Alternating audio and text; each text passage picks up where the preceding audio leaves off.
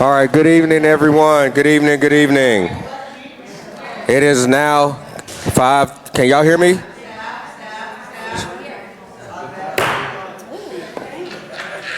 Good evening, everyone. It is now 5:30. It is time to start the May 19, 2026, 2027 budget workshop. Can everyone please stand, remove your hats, and we'll do the Pledge of Allegiance.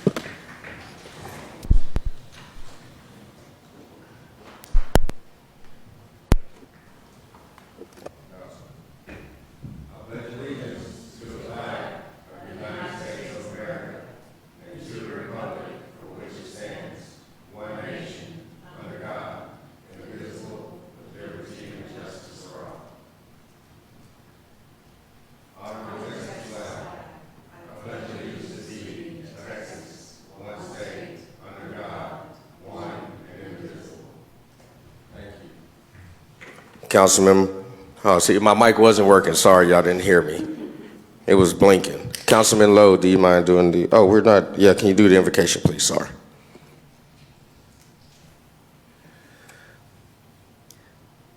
Heavenly Father, we thank you as we come here today to do business for the city of Bastrop, Father.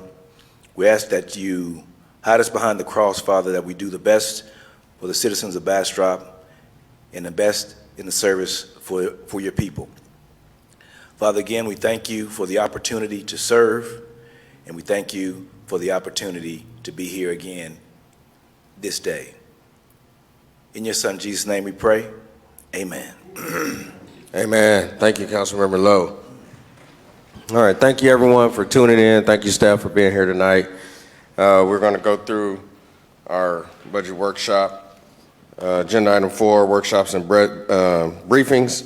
To my understanding, Fawn is not able to make it, correct? That's correct, Mayor. The valuations are not final. There's still major protests going on, so we thought it was perhaps premature to have her here. As we get closer to the final roll, she can explain who and what and how we ended up. All right, thank you, Madam City Manager. All right, on to agenda item 4B, the much anticipated 2027 budget workshop. I'm not sure about much anticipated, but. Well, I mean, for some people more than others, I think it is very much anticipated. Colin, if you'll pull up the PowerPoint. So, Mayor, while Colin's pulling up the PowerPoints, I am going to go through. We did launch OpenGov last year, and there is a transparency portal that is open to the residents. It's been live, it's been open, and so we're going to go through some of the clicks so folks can follow along, and then also dive deep when the budget meeting is over and go perhaps inspect some of the items on their own. Secondly, the packet that you have at the dais has also been posted on the website, so residents can also follow along. Do we have an issue with technology? Yes, Colin, we have no visuals up here.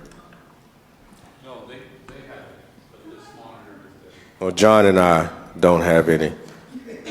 I think you switched cords with Councilmember Meyer and Lowe, because usually they have the trouble.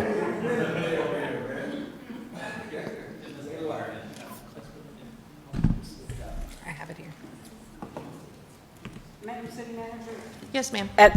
While we're waiting, regarding the budget, could we state that we did have our audit on time? Because I know that's a big discussion that a lot of towns are having right now, especially with the Attorney General, and I think some misinformation's gone out there. So would you verify for us about the audit?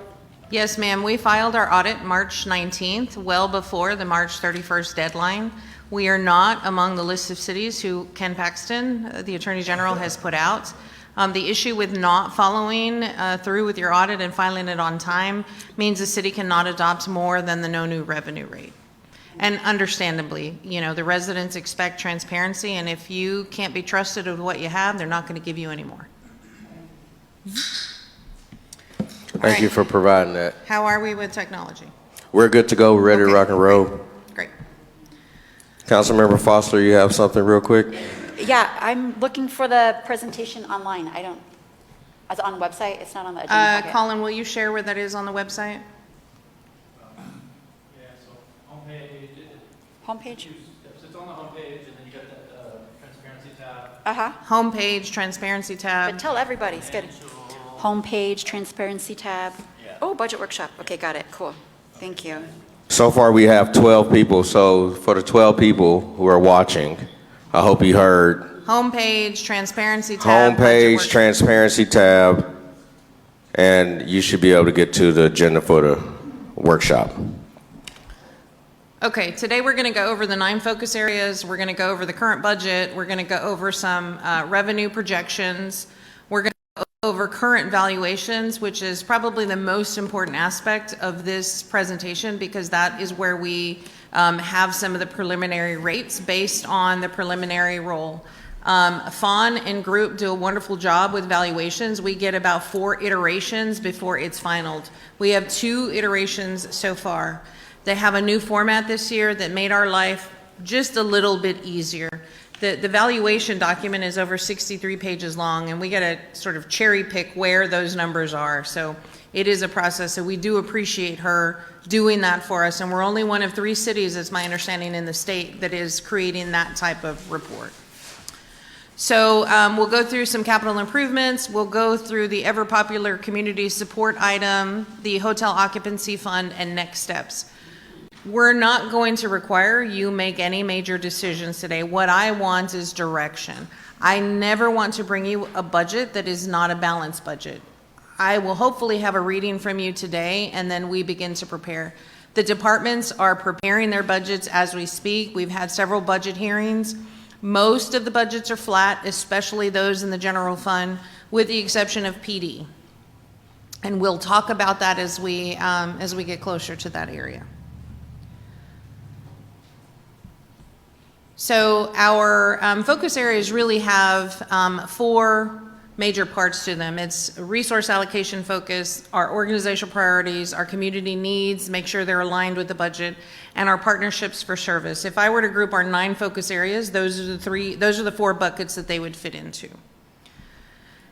And so at retreat last year, you guys revamped, reworded, and reaffirmed the 9 focus area. The first one being communication, internal, external, specifically with the residents, community safety, that public safety component that we'll talk about tonight, economic vitality, make sure that the city has a well-rounded economic engine, that we're fiscally responsible. We are counting our pennies. We're doing the most that we can with our pennies.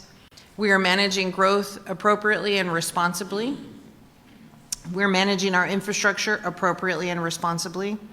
We are looking at multimodal mobility, both from a sidewalk connectivity and also some accessibility improvements that we're going to be looking at this year. We're looking at organizational excellence. We have submitted to TML for 5 organizational awards this year. And what makes us uniquely Bastrop? This is the one you struggled with the most because unique was the word that had been sort of overused. So let's look at the current budget.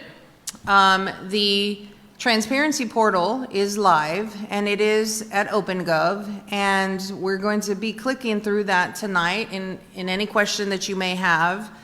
If you go to the transparency tab on the city's website on the budget, it should take you to this portal, and we can put a how-to on the website after this meeting for folks who perhaps want to learn a little bit better on how to navigate.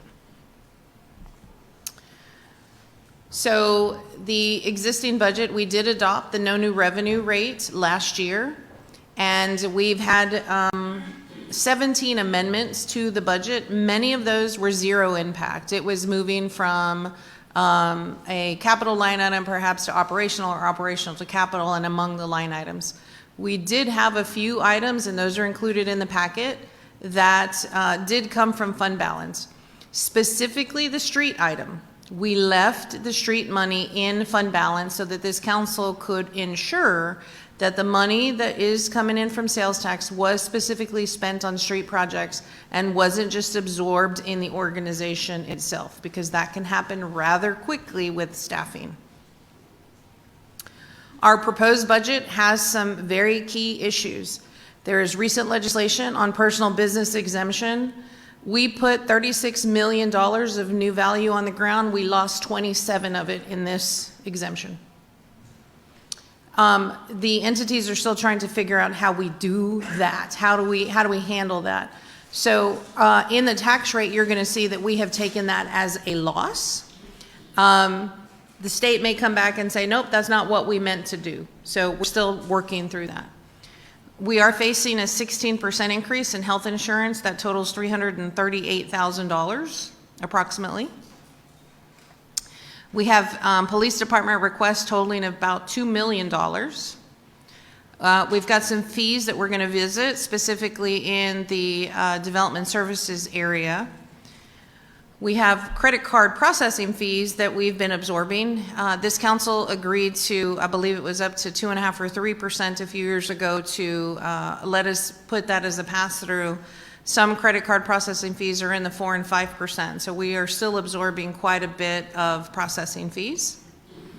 We're going to review impact fees, especially in the transportation area and the water area, and then we're going to, again, revisit permit fees. So this is our 5-year budget history. This is specifically from the OpenGov transparency portal, and I'm going to see if I can control-click here. I don't know if that opened up. Did that open up, Colin?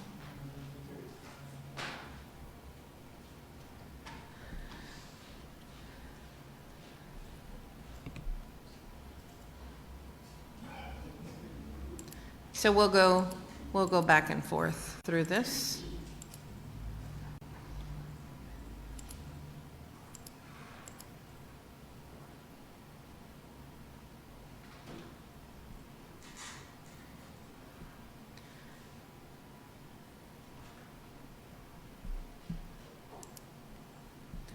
So this is the city's budget that we can slice and dice in just about any format that you would like to see. The transparency portal that I refer to is that out there. We promised the residents that we would have the check register out there. I have the budget book, budget to actuals, we have the check register, and so today we're going to be looking at budget to actuals.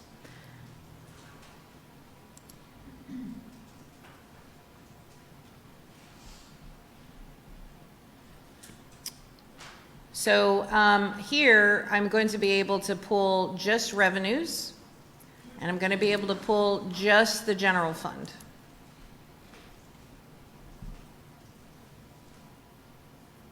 If I can click on it.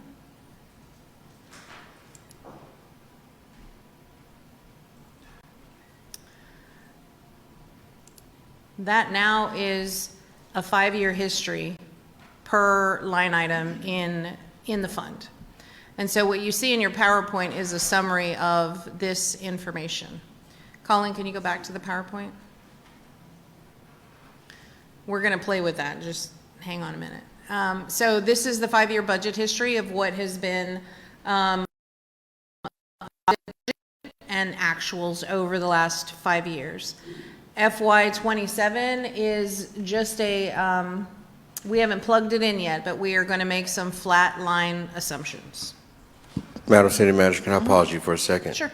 Colin, I'm trying to click on the link that you have in the comments, and it's not allowing me to click to go anywhere, just FYI.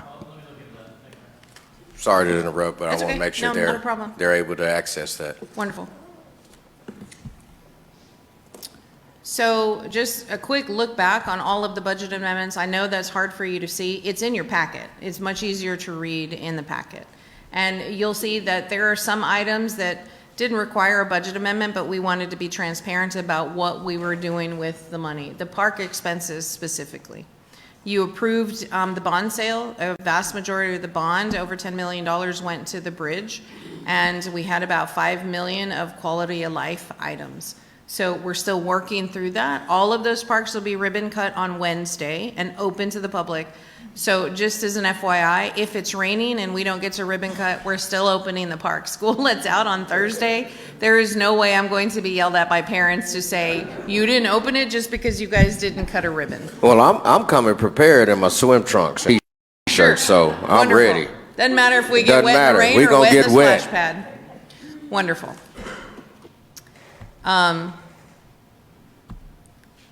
right, so there's my big honkin' blank. But I'm going to tell you what we're looking at in the development of this, and it's blank because you guys have to give me direction on the tax rate. So the property tax, that's obviously dependent on the rate we're going to talk about here in a minute. Sales tax, I'm thinking a modest 1.5% increase. We do have a lot of things opening up, but we also have a constricting of the economy right now. Interdepartmental transfers, they are flat, or I would like to reduce them, and we're going to talk about that. A lot of the enterprise funds and the special revenue funds contribute into the general fund. That contribution is an offset of the tax rate. And so if we are really doing apples to apples, we're going to show you that there's over $1 million that comes in from the other funds and what that equals that isn't being passed on to the tax rate.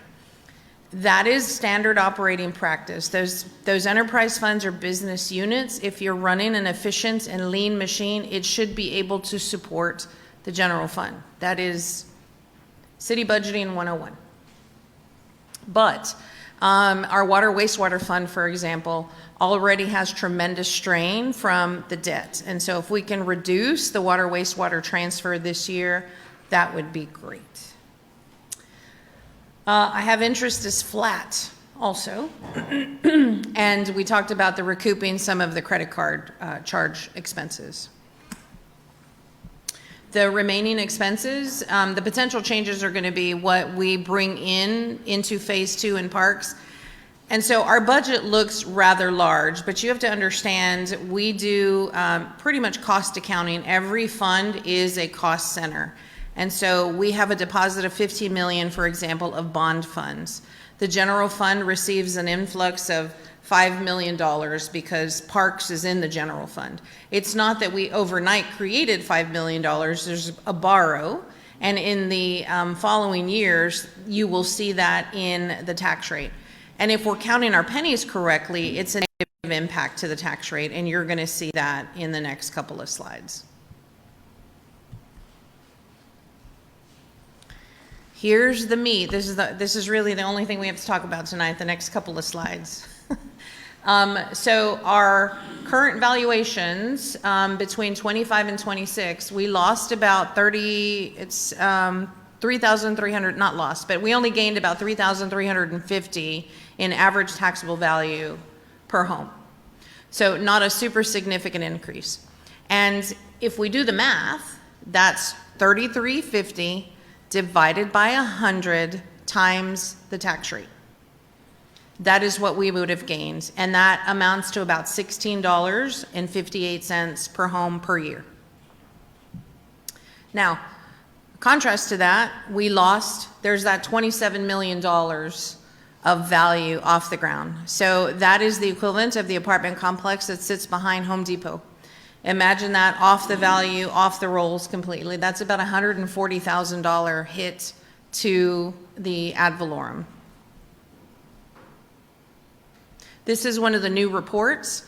That item that's listed at the very top that says new value, that's one of the inputs when we do the tax rate calculations that you'll see in the next page. That's an important value.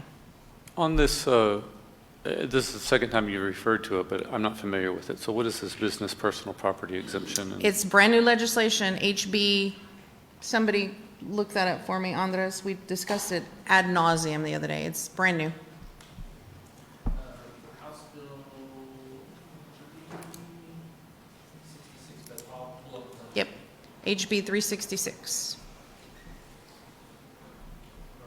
House Bill 9, sorry. House Bill 9, personal. HB 9, sorry. So, how do we get the calculations? I see Councilmember Lowe going, yeah, I don't like those numbers. So our prior year, if everything went perfect and we collected at 100%, we would have collected $9.23 million. The tax on that, the debt tax on that is $4.1 million. So there's a prior M&O levy, that's a derived number, please just don't even look at that. This year's certified taxable value is a little over $2 billion, and that's up from $1.6 billion last year. Now, you take out all of the exemptions, the homestead exemption, personal property exemptions, disability exemptions, the list goes on, agricultural exemptions, and we end up with new property value of that $2 billion at $34,572,000. Lost property value, $27.9 million, and then we have a 380 agreement with Sendero that this year would require us to pay $55,000. That is less than the programmed $258,000. That value did not get on the ground fast enough. And so when we talk about incentives and we talk about 380 agreements, this is exactly where it fits in the calculation base. This is where that number gets plugged in. Now, that 4.13 number, that's going to change a little bit. We have some debt falling off. We had the ability to pay off some extra, and if we can pay off the extra and there's no prepayment penalty, we're going to do that. Because what that means is we're buying ourselves ahead of the game so that next year, when the full payment of the bridge reconstruction bond comes on, it's a net zero impact. So this is the most important input because all other tax rates come off of this number. So how do we get to the no new revenue rate, and what does that mean? So we take the value and we subtract the new, and we subtract the 30 million plus odd that we put in. We subtract the 27 that we lost, and that equals 1.939 instead of the $2 billion. That's a reduction of $1.9 billion. We divide that by the base, our prior year's base, and that gives us the 0.04758. And so you multiply that by 100, so our no new revenue rate should be 0.4758, all things remaining equal. So from a tax collection perspective, the no new revenue rate yields us about $35,790 from last year. It's never an exact no new revenue simply because there are just a number of exemptions and rounding and those kinds of things. So we build this from this rate, the other rates fall. So our no new revenue rate, 0.4759. I can bring up the spreadsheet if you'd like to see it. No, this delta from last year, that's only on the properties that were taxed last year. Correct. Okay, so this does not include new valuations. Correct. Got it. So here's the worksheet. So the no new revenue rate is the base rate that we work off of. The approved rate, or the VAR, doesn't take into account debt. So I take that top M&O number, this top 0.2629, and I multiply that by 1.035 because the state allows us to go up to 3.5%, and anything over that requires voter approval. Now, that's not a hard and fast because you're going to see some of these other rates are higher than that. I didn't make the rules. The accountants make it as complicated as possible. So taking that M&O top number, multiplying that by 1.035 gives you the voter approved tax rate of 0.4851. Then we go to the de minimis rate. The de minimis rate is specifically for cities under 30,000 population because they understand we can't create it as fast as Austin, Houston, Dallas, et cetera, et cetera, et cetera. We just can't create it. So there is a figure that is essentially, you can take the M&O rate and multiply it by 8%, or you can add $500,000 to your value to get that number. And for us, that number ends up being 0.5009. So the important number is, what is that impact to the residents, right? So we talked about, there's that 3350. Divide that by 100 is $335. Multiply that by, sorry, 3350, sorry. Multiply that by the rate, and this is the impact to the residents annually based on any one of these tax rates. I'm going to let you chew on that a little bit. Where does the new property valuations come in? Let me see, Colin. Okay, so in your packet, let me pull up. Colin, if you would go to the shared drive in the packet, the new property valuations are listed. Well, so the property valuations as of today, there are many properties still under protest. Yeah. Colin, if you'll escape me out of here and go to the shared drive, I'll go exactly to the sheet that they're looking for. The packet, yes. Let me exit out of here. No, the handout packet. Okay. That's on the web. Might be just as easy to go to the web. Yep, sure.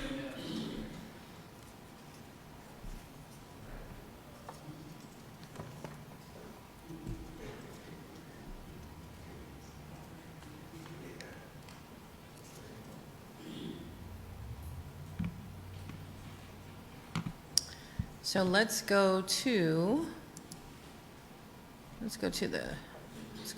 exactly to the end of this presentation. It's hard with this mouse over here, y'all. Just a minute.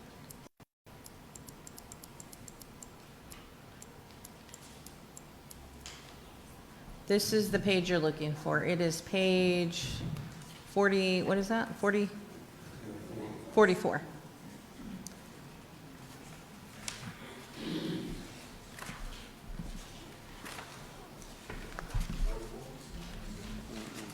Yes, there is your $2 billion in total taxable value. Scroll down. Scroll down. Sorry, right there. $2 billion in total taxable value. It's this number right here. So what is the total? You said that the city's going to get $35,000 additional on properties that we taxed last year if we adopt a no new revenue rate, you know, and I realize we're guessing a little bit based upon where the numbers finally come in. Really what my question is what is the amount the city's going to receive in additional taxes due to new valuation? That's where my question ultimately is. So in the no new revenue rate, well, let me see. So it's the difference between 30, let me go back to the PowerPoint. Because you calculate the no new revenue rate on properties that we taxed last year. Yep. Anything that came onto the rolls this year is new tax, doesn't impact the no new revenue rate. So that's what I'm trying to. So it is the difference between the 37, my sheets. Yes. Mhm. What do those two numbers mean? We got 36 mil new value and we're losing 27. Sorry. We got 36 mil on new value on the tax rolls and we're losing 27 Yes. mil from the new, Yes, if we go from all the back new to- exemptions. If we go back to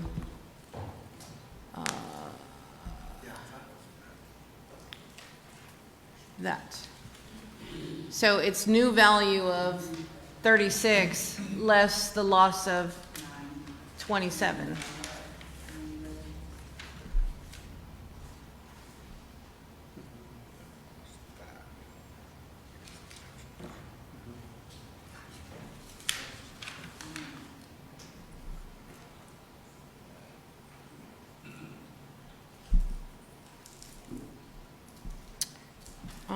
So let me do that quick math for you. 30.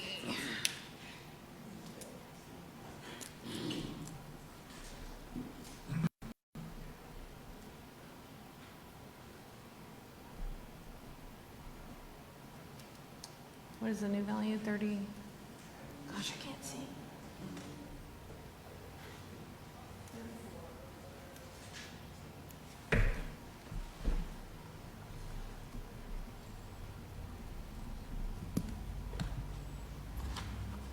So 9 million at this tax rate that we're talking about should yield about $45,000. I mean, there's pennies that are not. Yep, and then exemptions and, Yeah. yes, I just used a 0.005 times 9 million, and that's, yep. Yeah. And that's where that no new revenue, of course, that is if everybody's equal and there aren't any exemptions embedded into that, so.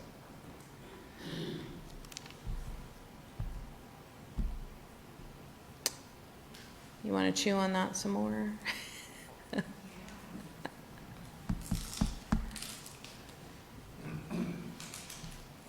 The formula is it's a punishing formula in that if we, let's say that the bond counsel says there's no prepayment penalty, go ahead and pay that off, and our debt number drops. That doesn't mean that I can give it a requisite increase in the M&O rate. I'm still stuck at the 3.5 or the 8%, the de minimis rate. I'm not stuck. The council would have to make a decision. It's not a one-for-one transfer. If I drop and pay off debt and my debt rate drops from 17 cents to 15 cents, for example, that's not an extra 2 cents I get to put on the M&O rate. I have to do the formula at the M&O.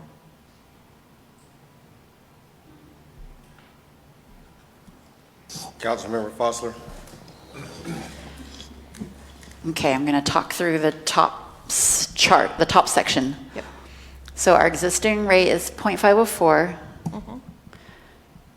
2027 would be for no new revenue 0.4759, given what we know right now. Yes. So, and then the voter approval is 0.4851. So even if we reduce our rate, it still goes to the voters. Is that what I'm hearing? At that rate, unless you adopt the de minimis rate. The de minimis rate has an exception that doesn't require you to take it to the voters. Okay, and have we ever done the de minimis rate in Bastrop before? I do not know that answer. I- Cities sometimes do it in catastrophic situations. Smaller cities, anyway, do it in catastrophic situations. Okay, just want to make sure I was reading that right. Thanks.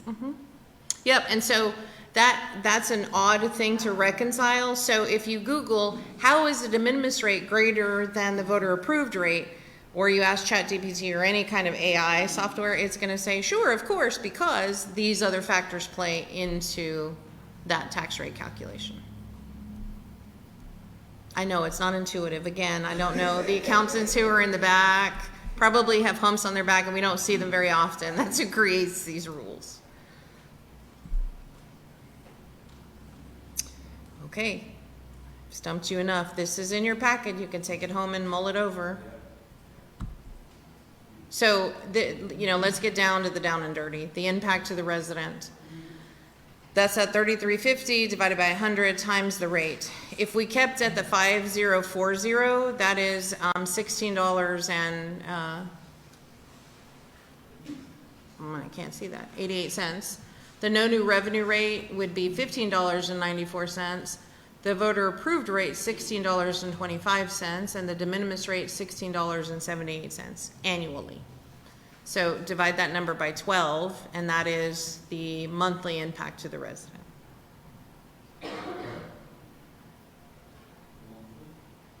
So I just did, that's the overall increase to the resident, and I just divided it by 12 because most people have their taxes included in their mortgage payment.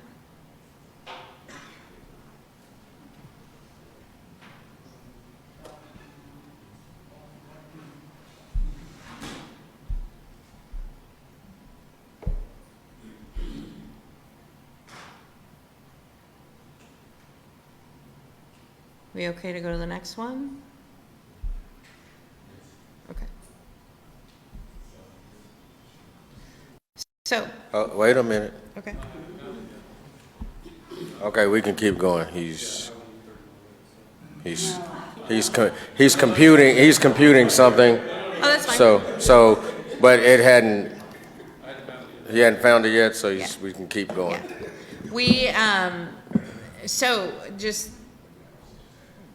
in all fairness to Mayor Pro Tem Kirkland, the sheet of values that we get from the assessor, collector, and appraiser, they are multiple pages of percentage of loss of this, percentage of loss of this, percentage of income, percentage of this, stuff that we lost in protest. And so it's never a one-for-one increase. And so I'm going to go back to this slide. And Colin, will you bring up the spreadsheet that I shared in Teams? No, this is fine right here. So this number. So those wide number of exemptions that have a wide swing. So you are given the value, and you take out some exemptions, and then they add some back in, and they do that calculation for you. So, for example, this in this valuation, we had 902,000. So we calculated the rate, and then they gave us an additional 902,000. It's called other tax, which gives us a total collection at the no new revenue new rate at 100% of 9265. In other years, it's been 8,700,000. It's just depending on who's getting what exemption. So happy to go through the spreadsheet. Happy to send the spreadsheet.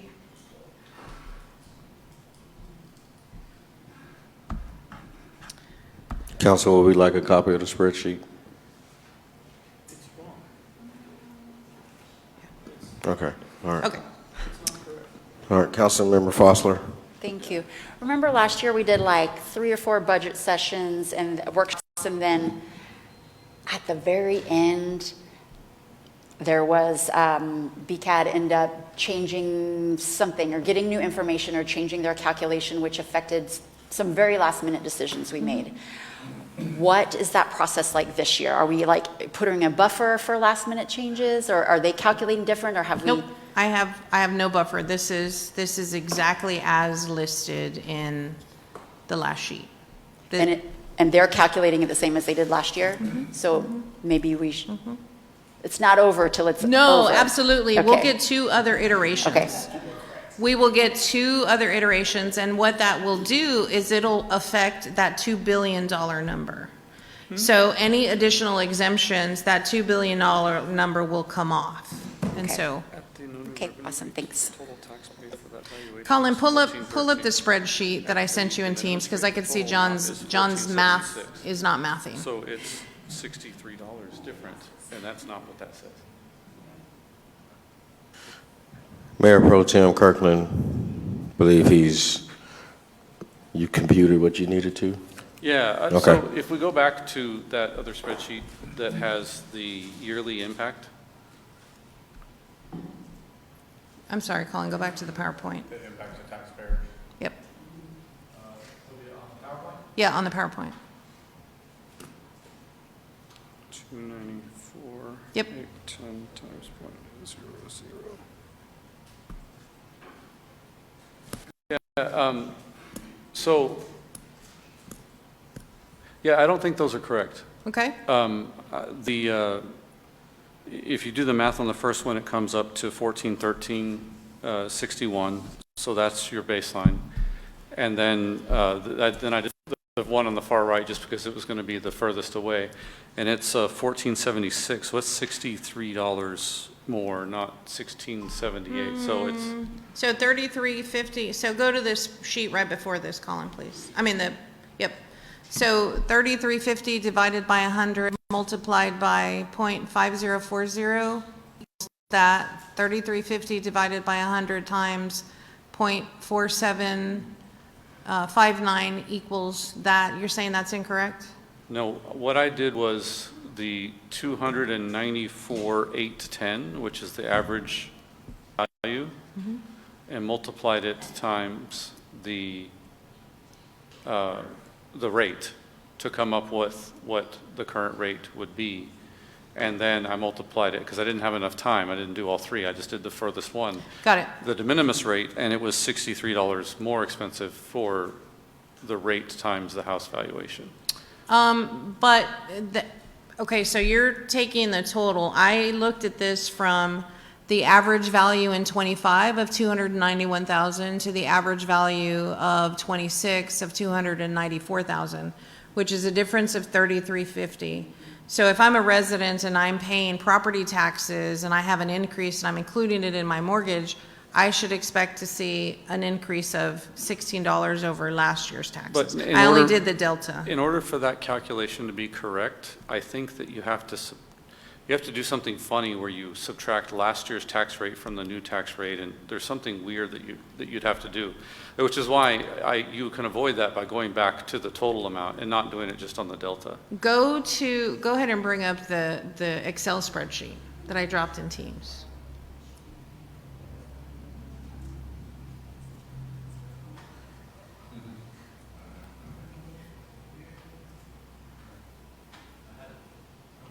It's okay.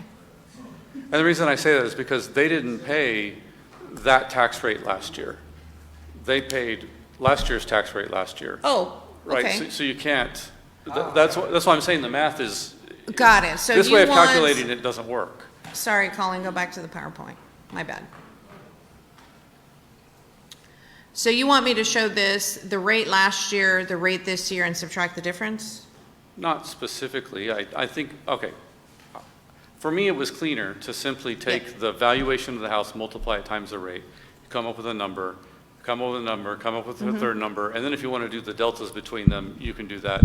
If you wanted to do the deltas from last year at last year's tax rate, you could do that. But the difference between because at the no new revenue rate, that one is going to be a certain amount more than the person paid last year. I can't say if it's $1,594 or not $1,594. You know, it is what it is, right? But then at the de minimis rate, it's definitely $63 more. And so that's the thing that's been haunting me, is like, there's something wrong with this. And Okay, so 291,460, divide that by 100, that's 2914.60 times 0.5040, right? So last year, write this number down, last year they would have paid 1468.958, and we're gonna round that, so that's 0.96, 1468.96. agreed. Okay? This year, if the rate was equal, 294,810 divided by 100 is 29.48 times 0.5040, and that is 1485.84, but we're gonna round, so 0.84. So 1485.84 minus 1468.96 is equal to $16.88, 0.24. So that's the change in the valuations, last year's tax rate to the same tax rate this year. But at the no new revenue rate, which is a lower number, there's going to be a different valuation. So Okay, so let's do that, because Yeah. you're right. Okay, so, so 294, let's do- 810 times 0.00. yes, so 291,460 divided by 100 times the existing no new revenue rate, Times the one that you have on here, 4759. 0.4759. 1387.05. No, I think you need to take the new value. I got 1403, so, and they're different. Oh, by 294.810, Yeah. sorry. I'm trying to see, Yeah, 294.810. new value times no new revenue rate, and then that brings us to kind of the equivalent rate. 0.494759. So I got 1403. 1403? Even, yeah.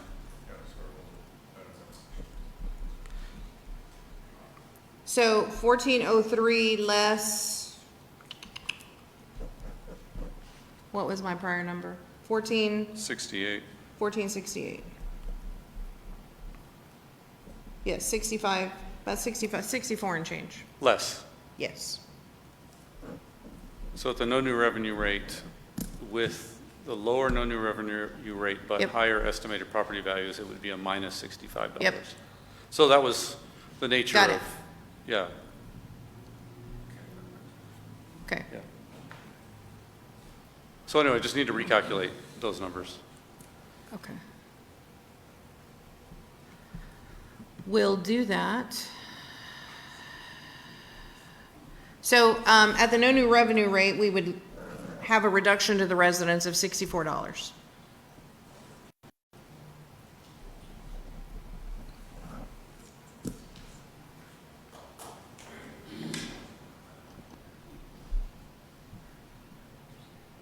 Okay. Sorry. I don't know what I'm clicking on now. All right, so other factors to consider. These are subsidies to the general fund,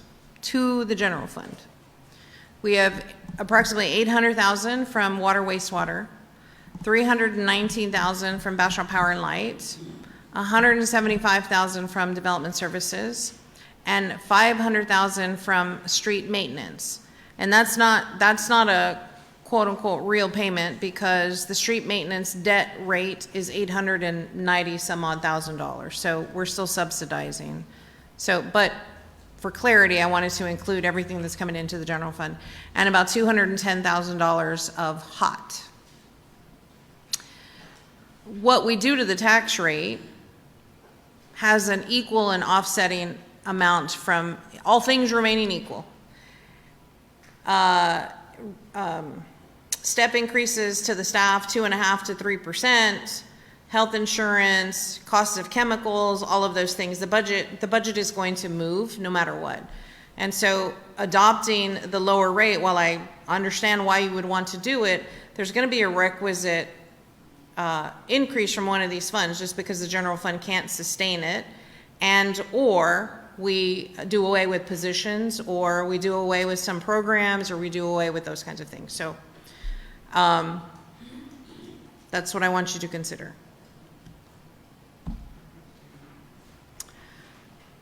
So we looked at what that looks like. We have a $336,000 increase from health insurance. We're going out for RFP again this year to try to bring that number down. Police department has requested 11 positions, 3 civilian and 8 sworn officers, and that's about $1.5 million. There are 5 vehicles, 3 for the new civilian, and some of these are replacement vehicles at approximately $500,000. And then there's some radios that need to be replaced, whether we lease it, and this is included a lease payment, and then some scanning that has to happen of records, that's approximately $300,000. So she's in the $2.3 million range pretty quickly. Now, with the tax rates that I showed you, that's about a 12-cent increase on the tax rate. We know we're not doing a 12-cent increase on the tax rate, but there are some things in here we're going to have to try to figure out. So on the insurance side, there's a mitigation strategy that says we ask the employees to pay $50 a pay period for their health insurance. That would reduce that $336,000 by about $168,000. We pay 50% of dependent coverage. We reduce that to 35% of dependent coverage. That buys us about $36,000. So we can take about a $200,000 chunk out of the $336,000. But, you know, that's going to be on the backs of the employees. And then our partnership with ESD2, that doesn't yield a reduction today or in the future. It just gets us to a net neutral from now on, because I'm not having to plan for firefighters and apparatus, et cetera, et cetera.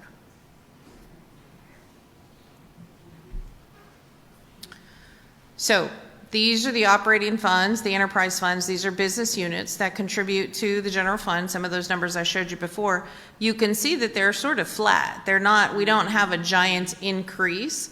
that one would expect with all of the new things coming online. So that includes water, wastewater, and Bastrop Power and Light.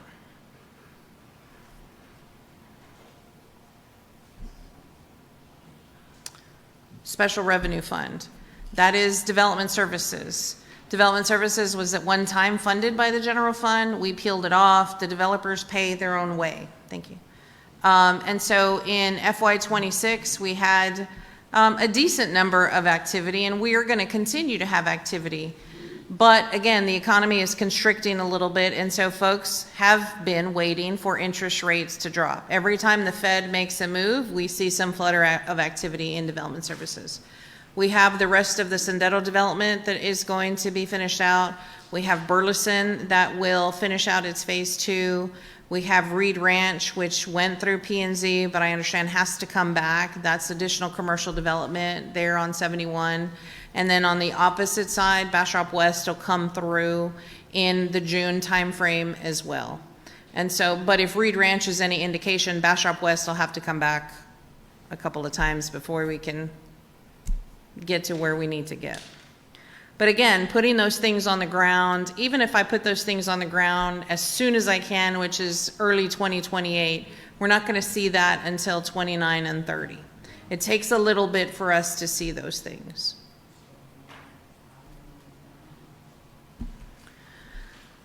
And development services has done really good with revenues and expenses. They continue to live within their means, and this is really truly bringing all of those things in-house. It's just when things slow down, they constrict. They don't do anything extra out of the fund.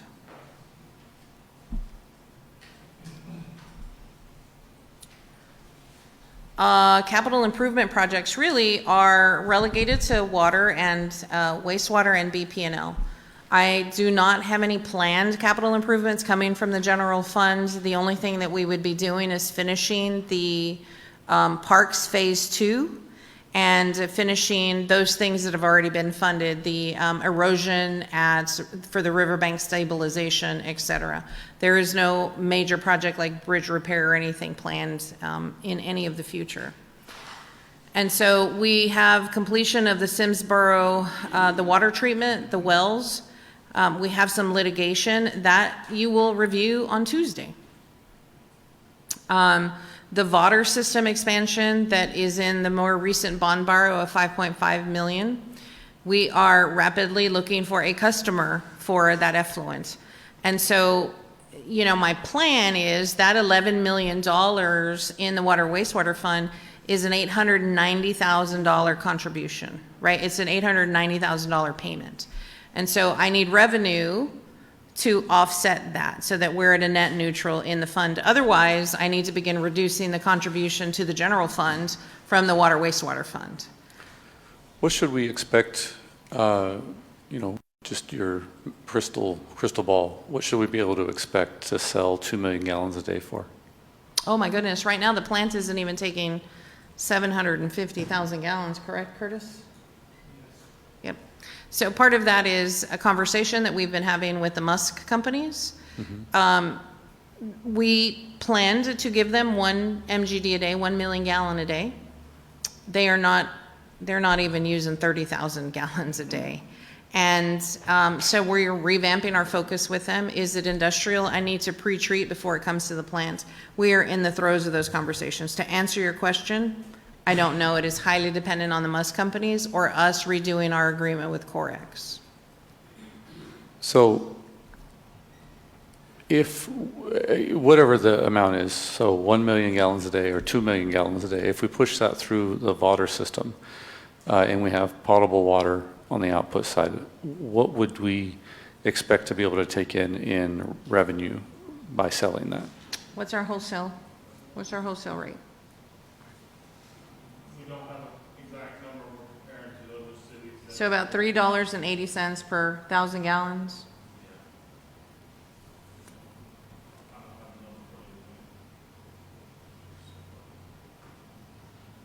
So move the decimal over. Yeah, so there's 3,000 bucks. Yeah. No, a day. A day. Mm-hmm. Yeah. Mm-hmm. So $38,000 a a day times 365 days is the number. Yeah, not bad. Yeah, Kevin just shook his head at $38,000. Yeah, it's real nice. But again, so in my mind, if you're looking at the accounting T and we've got inputs and we've got outputs and I compartmentalize which fund is doing what, then I know that I've got an $890,000 debt payment. And so I need a requisite revenue. And if that revenue derives 1.7 million, then, you know, I've got an offset. Okay, I'm going to put that toward additional debt because the entire goal of all of this is to keep the impact to the residents at nada, right? And so making sure the development pays for itself. There's a couple of things that are causing me to not sleep at night, and that is, number one, the company's not wanting to, I'm not going to say not wanting to, but they have such privacy concerns. It's very difficult to get what the actual chemicals are going to be released into the system. And so we have contemplated adding a second water system or moving the water system up to the top for pre-treatment, because I can get much more, hundreds of thousands of gallons a day at pre-treatment than post-treatment if the only thing I'm talking about is domestic flow. And so I need to add industrial flow. So just out of curiosity, right? We've already looked at doing it on the back end of our treatment process. This is going to be another cost. No, this would be shared by. Okay, well, share. Okay, so that's kind of what I'm getting at, right? Is where are we looking at with that? I'm sure it'll be another conversation, but just keep it in mind. Nope. We're good. Yeah. Okay. And then we have an elevated storage tank at Valverde. So we had a water conference. I had the staff go and shake the bushes. We know an elevated storage tank is about $10 million. We know that for what we need at the Valverde area. And then the pump stations and transmission lines is another $10 million. So that, you know, we're facing the barrel of a $20 million water improvement.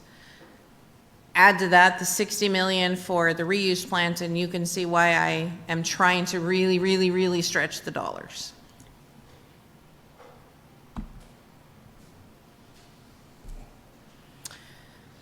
So the water system at the end of the system, the way the mayor described it, really puts us into better regulatory compliance also. We did move the outfall. It's good to have some redundancy. You approved that as part of the prior bonds, $11 million sale. And we're still in contract negotiations with reuse. They sent over a contract, legal commented on the contract, we sent it back. So we're in our final iteration, but we've not gotten to final ink to paper.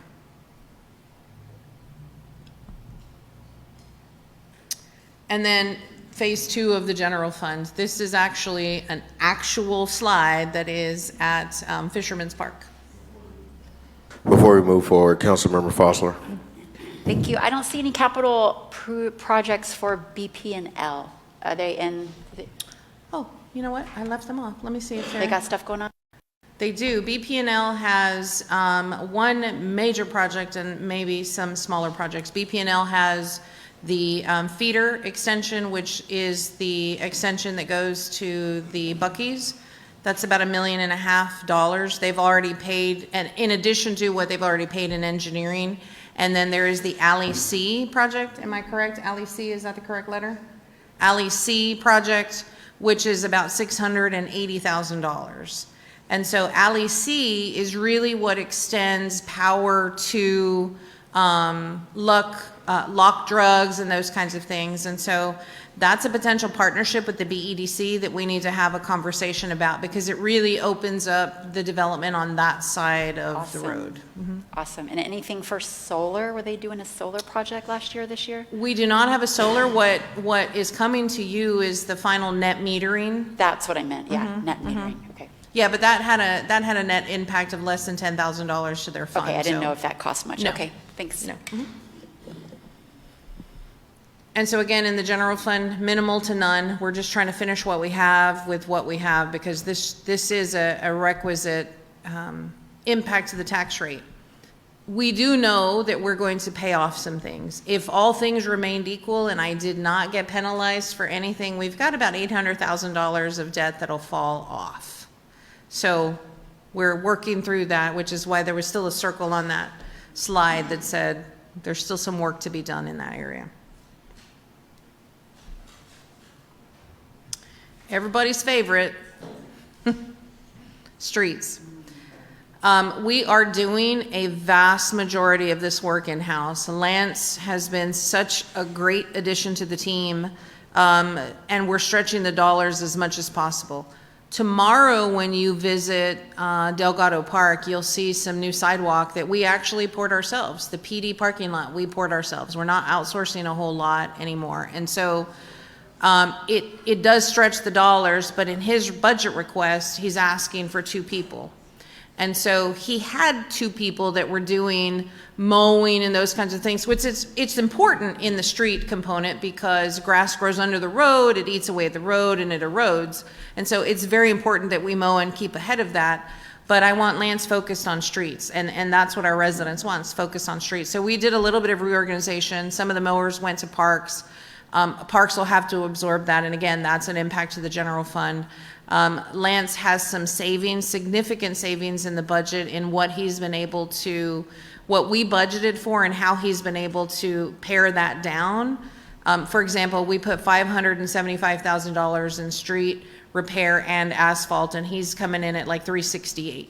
So there's significant savings. He can absorb the staffer, which lets us get through things much quicker.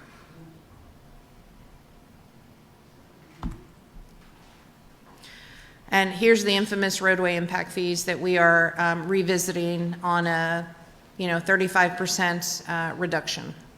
Councilmember Plunkett. This is going to sound crazy coming from me, but back to the, previous slide. I mean, I love the progress that we're making on the streets. This is a huge deal. But I like to be forward-looking. Where do we see? I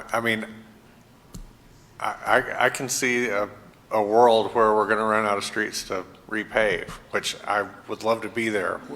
I know we're a ways off, but we need to look a ways into the future. So, do we have a plan for that? And because we don't want to just, start repaving streets that don't need to be repaved. We need to, have that money benefit, the city. So just wanted to hear what your thoughts were on that. If I had a crystal ball, I would say you're 10 to 15 years for every street to be in such condition that just a normal chip seal or something that we can partner with the county would be okay to do. And so reduce potentially that 3/8 of a cent to 1/8 of a cent and sweep the other 1/4 of a cent back into the general fund. Is that sort of what you're thinking? Mm-hmm.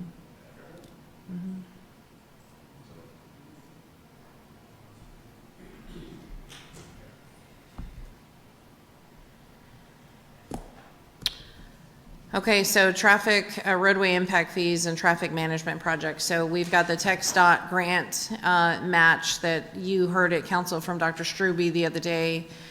Blakey has $5.2 million, and then of that, we have the reimbursement to Burleson for $640,000 that completes that segment of Burleson that gets that one built quickly. And then we have the completion of Puerta Plata, which is off of Valverde back through the 71 access road.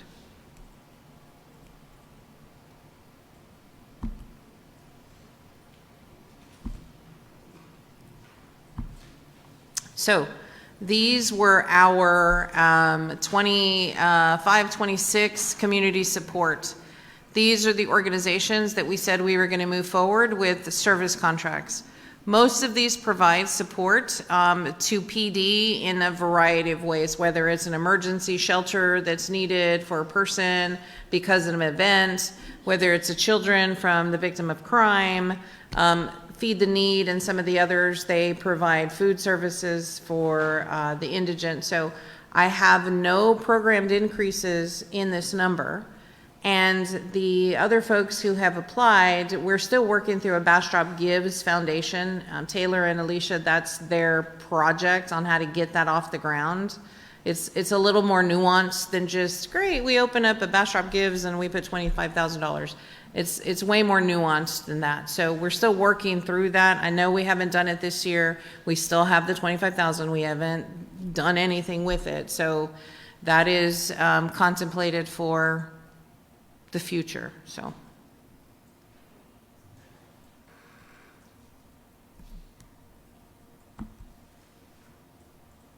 There's that Bastrop Gives Foundation.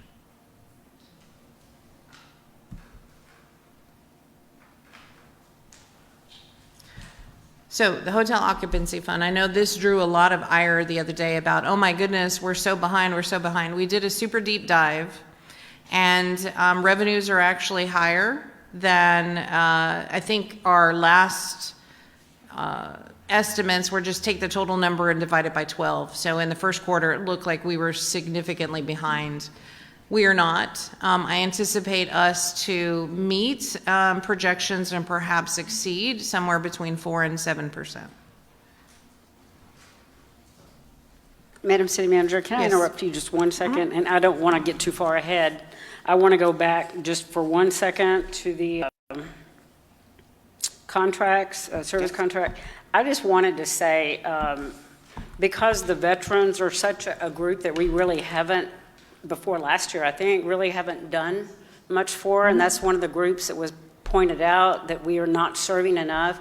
I really appreciate the American Legion being added to service our veterans. It's so important. I did not plan any increases in this fund at all. So if we get a request for an increase, the council will have to make that, council will have to make that decision. But interestingly enough, also in the community support, we didn't have a reporting component. Alicia and Taylor have worked really hard to develop a report where those entities can submit and tell the council what they're doing with the dollars that were allocated to them.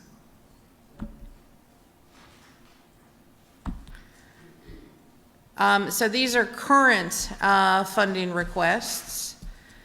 I'm just going to draw your eye to Lone Star Poetry. There was a conversation, was it 20, was it 25, was it 20? There was an overpayment of $5,000.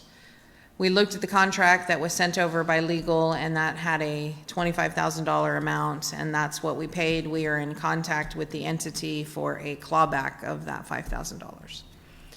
And so this year we have, these are the exact same numbers that are plugged in. I also haven't received any requests from any of the entities either. And the Opera House, we will be able to make their $100,000 payment in May. And so I need to get that processed. The other portion of the hot fund is that we have a, what I'm gonna call a windfall, in that we are closing the Visit Bastrop books. There's about $800,000. A portion of that was an overpayment on our part to them. A portion of that was unused budget and some other bank accounts that were unknown.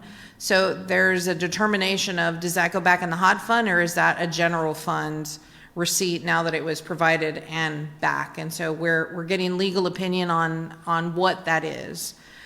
Trust me, there are things we can do with the $800,000 if it came into the general fund, specifically the library, who in their request has some carpet and some meeting room improvements. And so trust me when I tell you, 400 of that could go very quickly into the library.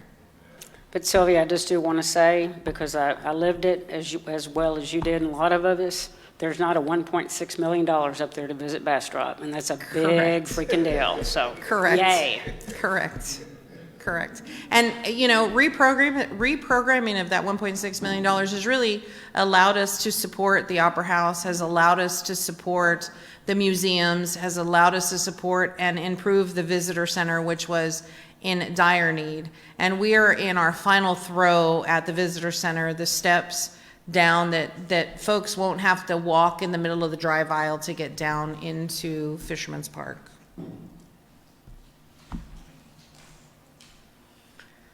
So that's what that org chart looks like. We've not set the roots board just yet, and quite frankly, we really have to think about that. That's this one and the Bastrop Foundation. Those need a little bit of thought.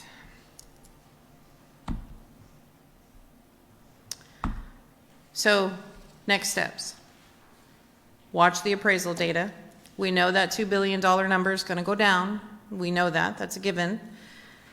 And then just continue to watch and work and go through the budget with the departments and continue to try to keep things as streamlined and as simple and efficient as possible. And so from you, I'd like to hear where we are on the tax rate. And if I could have you guys have that discussion among yourselves, I'm going to open the Excel sheet so I can give you guys a corrected number.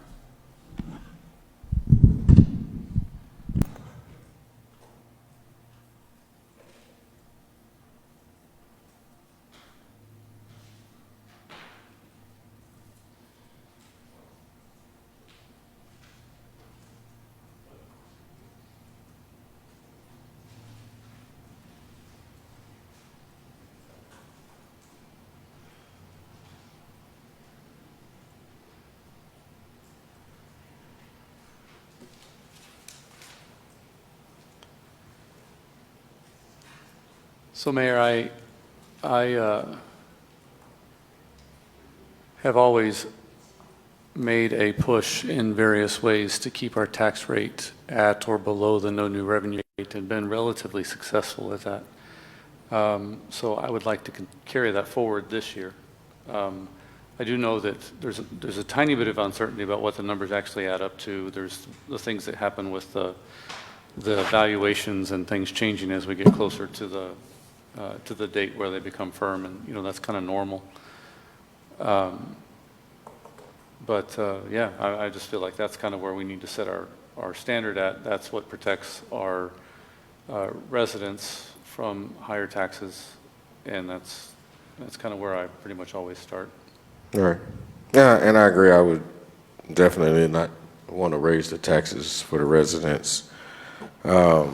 Just, what are your thoughts as far as, needing staffing in certain areas and that attributing to maybe a slight increase, especially when it comes to safety measures? I look at it basically holistically in that, we don't need to add everything up that was spent last year and then say any additions have to be on top of that. You can, in fact, not spend some of the money that you spent last year. So it's about prioritizing, in effect. Right. And so I don't go in saying, something that would be oppressive to the process. Like, for instance, and by the way, we have the authority to do this, but I'm not suggesting that we should. Thou shalt hire 11 new officers and keep the tax rate at this level, right? Well, that would imply then a massive funding cut in a variety of places that would impact services, right? But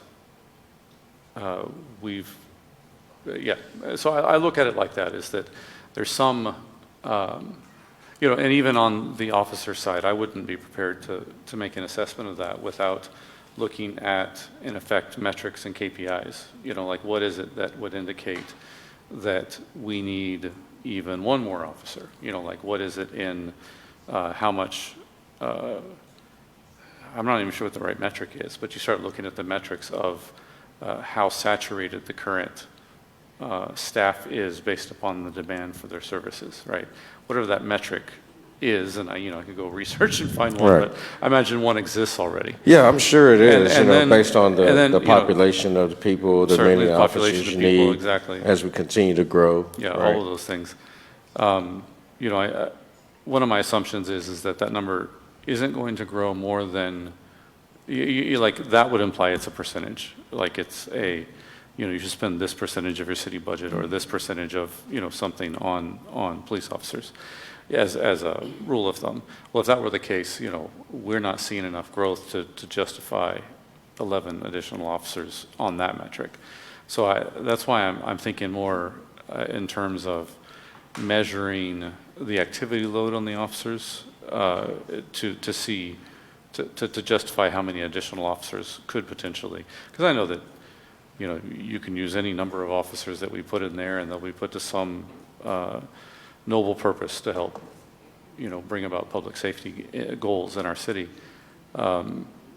Where's the right place to set that lever is not a question that we on city council, we don't even get TML classes on that topic. You know, it's traditionally handled by the city manager and the police chief, right? But if asked, you know, I'll take on any topic, learn enough to form an opinion and create a model for it, and it's my engineering training. Yeah. So just kind of to what you're saying, though, again, I don't disagree with not wanting to add a tax burden to the citizens, but also understanding that, or the thought process is how long can we cut back in other areas of the budget till it's really no more cutting, and we have to move forward with items that provide, you know, the amenities or the safety or whatever it is, the upgrades for our community. And this is why I was asking questions about the additional valuation that's on the ground. In a growing environment like we know that we're in, we should expect to see additional revenue that comes in from that growth. And there is a little bit. It's not nearly as much as it should have been because of that $27 million that we had to deduct based upon the personal business exemptions. Since that's new, I don't even know how to quantify. I just read a little bit about what it's for, and since it's so new, I mean, I think that I don't even want to project what might be happening. It's possible they're looking at worst case. It's possible that it's not that bad. It's possible that it's worse than that. We just won't even know because we have no track record on it. So what will be in that particular one, and we just have to guess is, I think, where we are. But I didn't even know it existed until tonight, so my opinion is very limited. Okay. Councilmember Meyer? Thank you. Sylvia, going back did you say, is it 2.5 a step for employees? Is that the rate, 2.5? So that would be the increase that we're looking at. Because last year, didn't we have step and also an increase? You had step and a COLA. I didn't even program we a didn't COLA. factor, okay. Did not even program a COLA. Thank you. Just the natural step. Right. So, yeah, I mean, these are things worth looking at, right?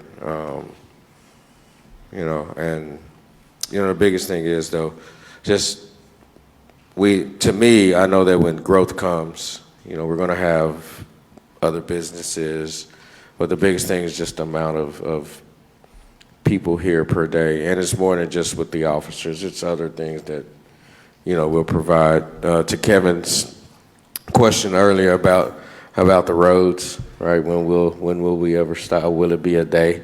Like, man, that would be awesome, right? But, you know, who's to say we won't have more people that come in and want to annex into the city, right? And I mean, I know we won't have, those would be newer roads, but, you know. Well, it would also come with additional revenue. Yes, Right. I was going to say. And I would hope that we wouldn't allow any annexation that wouldn't be at least net neutral, but hopefully net positive.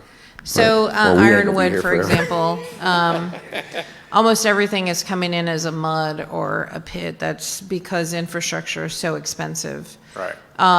And so the Ironwood development is an example of, if we took the tax rate and what portion of the tax rate is allocated to what we're going to have to do in Ironwood, maintain a road, et cetera, and we calculated 14 cents.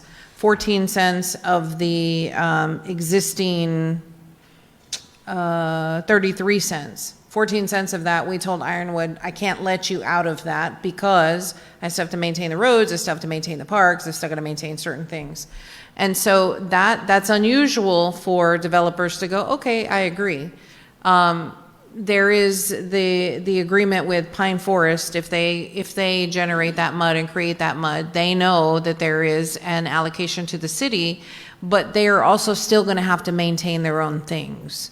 So yeah, residential annexation, while it's great for population and hopefully sales tax and a good economy, by and large, residential is very expensive to maintain from a city service perspective.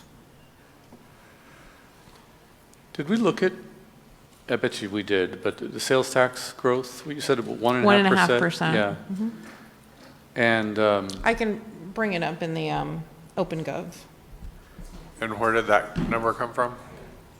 yeah, I What mean, we've sort of seen so far, we had 1 month that had an uptick, but all the other months were. Oh, that's this year's increase. Okay. Do we have an idea what we want to program in for the next year's budget? I programmed 1.5%. I didn't Okay. program a giant increase. Okay. So I mean, spending. that should be conservative given what is coming online over the next, several months, I guess, right?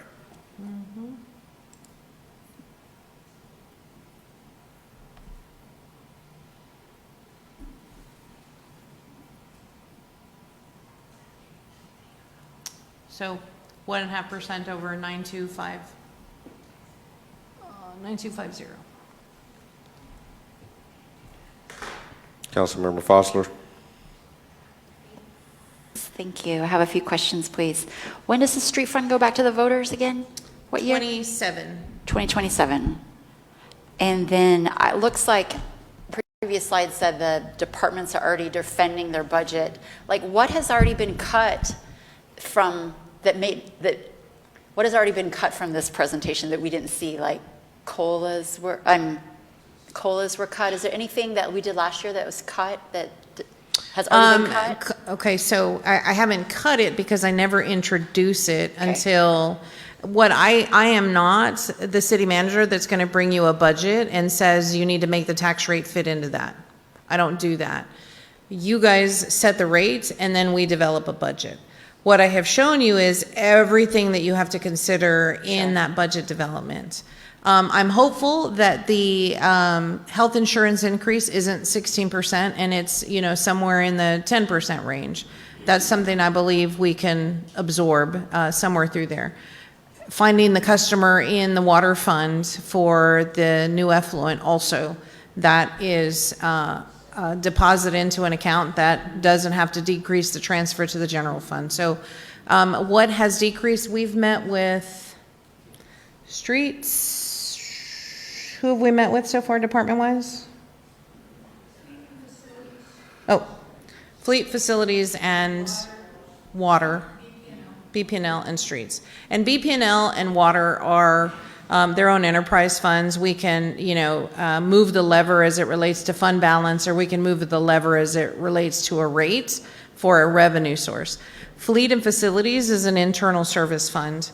Their operational expenses relate to how everybody else is doing. And so they're usually one of the last departments that I look at, because if the departments aren't healthy, they're not going to have any ability to contribute to fleet and facilities. And then, making sure that they are operating super, super, super squeaky clean so the departments aren't having an extra burden. So COLA has not been introduced, but the 2.5% to 3% step is still in there. And that's, the employees get that on their anniversary date. Okay.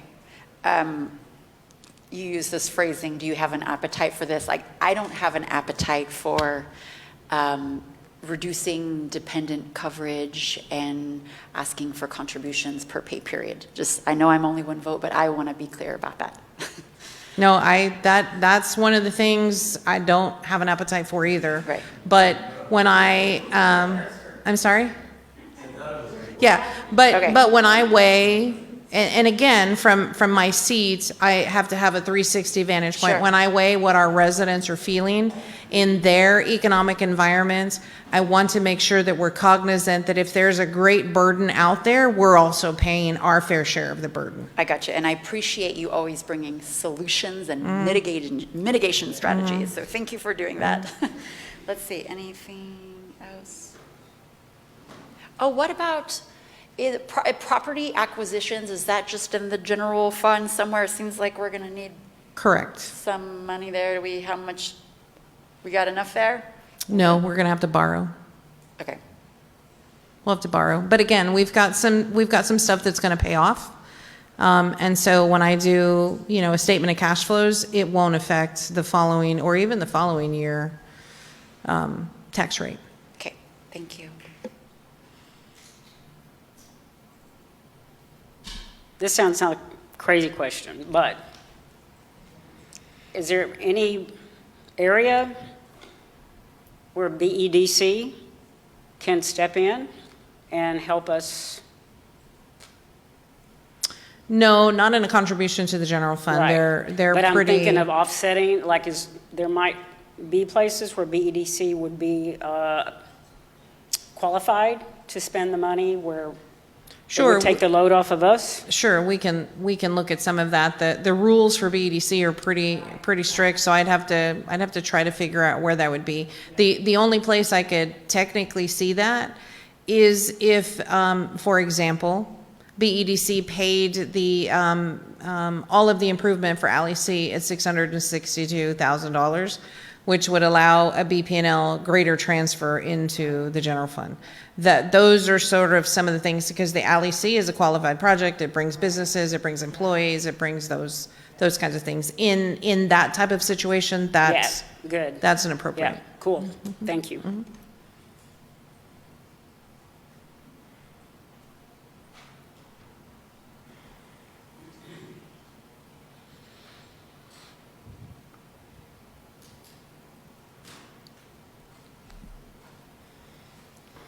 I'm trying to formulate the question. I could envision taking spreadsheets of sales tax data, the amount that's collected, pushing that into AI, and then asking a question along the lines of, based upon the startup rate of a new business, using a few examples of new businesses, and the addition of tax rate at these entities, and go find out what they would typically collect, that sort of a thing.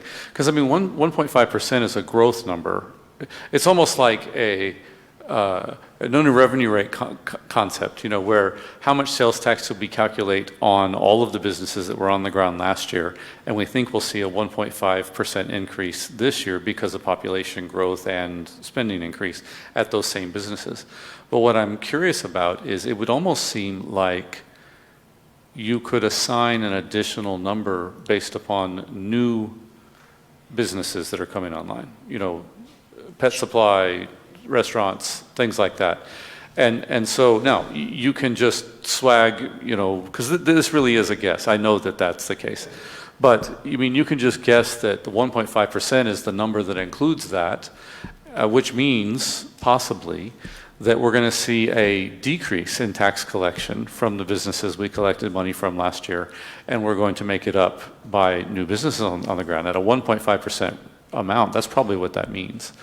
But I'm just contemplating, is there, another thing I've never created models for, but, I just contemplate, is there a belief that there's some economic thing that's going to cause all of our existing businesses to not collect the same amount they did last year? Is there potentially a 1.5% on top of that they would collect, A, and then B, then we're not looking at a 1.5% on the new businesses, we're looking at actuals. That's brand new money. And maybe that budget on a revenue side brings in more revenue than we are accounting for. And certainly, if we didn't account for it or we ignored it, then we would get happy reports throughout the year about how ahead we are, right? And we'd find ways to allocate it. But I'm just wondering if there's, a responsible way to factor that in. There is, and Okay. Perhaps at the next executive session, I can go over the HDL reports. That's confidential data. I can't share it out here. Mm-hmm. But we do comb through those reports, which is why I can tell you, oh, Buc-ee's missed their payment, or oh, I know where that's going to come through. Those are the same reports that the staff is supposed to be looking at and going, oh, I need to go help this business owner because they're down. Yeah. The thing about sales tax is its elasticity. I would much rather be conservative and do one-time expenses through a budget amendment throughout the year with that extra money than plan a revenue that doesn't happen and have to make a cut somewhere. Yeah. That's, and, you know, the property taxes are not as elastic. Certainly you have the things that, when you go protest your property taxes, I think, you know, somebody I know over here to my right wanted to protest, and, you know, I convinced him, no, we live and die by those things. But, so those aren't too elastic, but sales taxes, you know, people's spending habits. Yeah. There is a climb that happens when things open very quickly. But for example, we have a second pet store. How much of that is taken from the existing pet store and Right. they'll go use? And No, so, agreed, yeah. Yep, taking all of that into account, you know, I think 1.5% is a conservative number. You could probably twist my arm to go to 2%, but you know, more than that, I would rather have the council do what they would favor as one-time expenses. And then certainly the other number that is not factored in here is where we end the year and what I sweep. I will always pay ahead so that way we can decrease the expense. That's not always possible. I know some of our funds right now are sitting right where they're supposed to be. And I'll give you an example. Fire didn't hire a fire chief, and so we had some extra money in the general fund. There are other departments that need assistance, and so that some of that is already sort of getting eaten through. But if at the end of the year there's a potential for a sweep to pay off future expenses, yes, we will absolutely do that, which will then decrease the overall expense.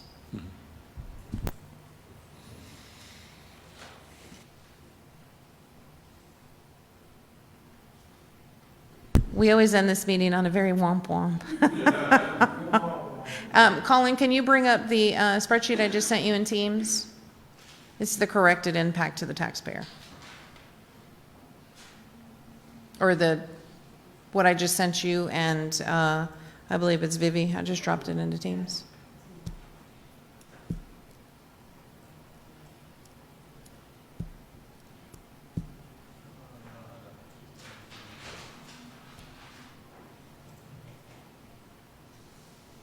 Yeah, you may have to.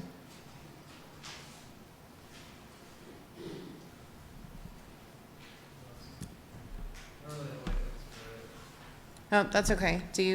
Would you rather I send you the spreadsheet? Yeah. Okay.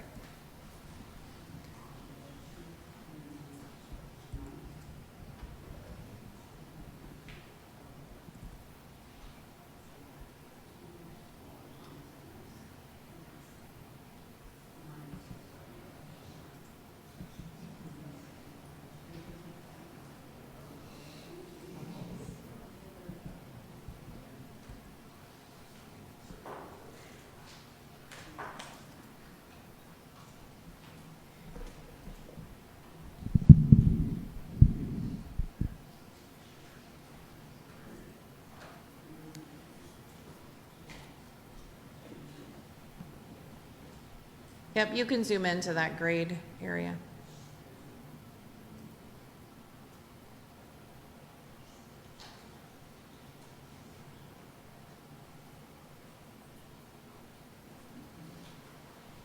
There's the $65 decrease that Mayor Pro Tem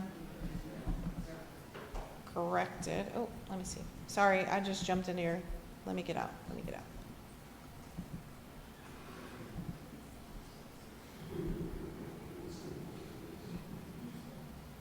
There's the $65.96 decrease at the no new revenue rates, $38.84 decrease at the voter approved rate, and a $7.74 increase at the de minimis rate.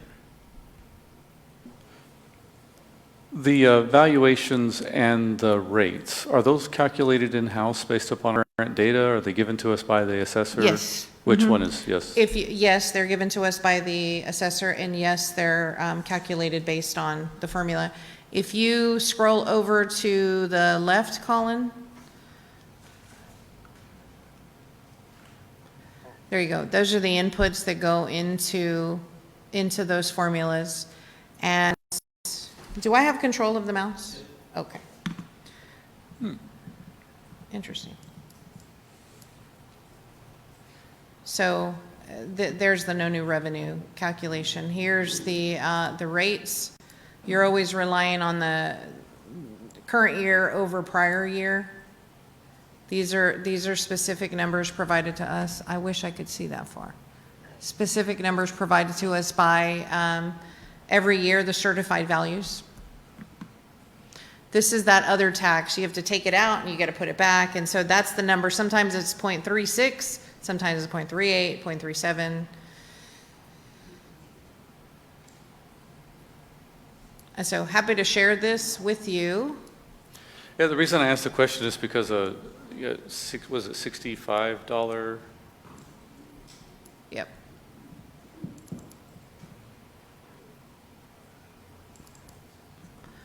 I did ask Ellen to double check my math earlier today, but she hasn't responded. She's probably drowning in. We lost the impact. This is the old numbers. Maybe it's in another place on the spreadsheet. Oh, scroll down. Oh, there we go. Yeah. Yeah, I was asking the question about where those no new revenue rate and valuation numbers came from. Let me scroll over there. But no, the reason why is because a $66 rounded reduction is higher than I've ever seen at the no new revenue rate. So that's why I was wondering. It's because of the 27 million. So Yeah. let me scroll over here to the base of the formula. So from the 2 billion, you've got to take away the new value and you've got to take away the loss. And then you divide this number by the prior year's levy, which is 16 blank, blank, blank. If I could see that far, I would tell you that answer. Which is where we come up with the 0.47589. And then these actual numbers, 8363 and 902, those are actually in the sheet that's provided by by Fawn's group. That's in that actual document that we provided to you. And does Fawn, well, anyone outside of the city, ever give us what they think our no new revenue rate is, or are we calculating it ourselves? We calculate it ourselves, and then Ellen will help quite a bit. Okay.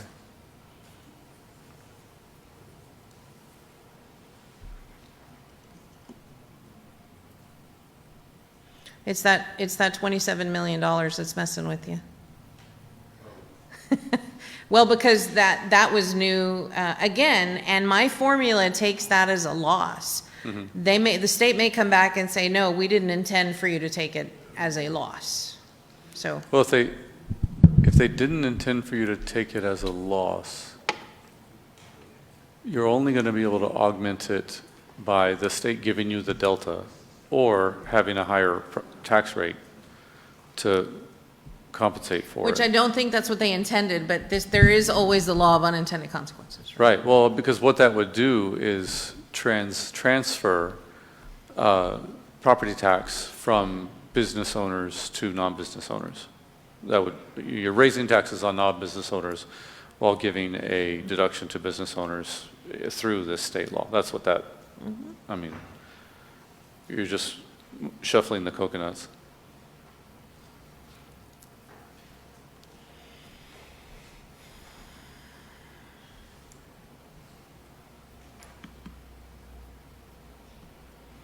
So we're going to keep combing the numbers. We're going to receive, we're probably on pace to receive another one by next week, another valuation, which takes into account everything that's in protest and what's been granted.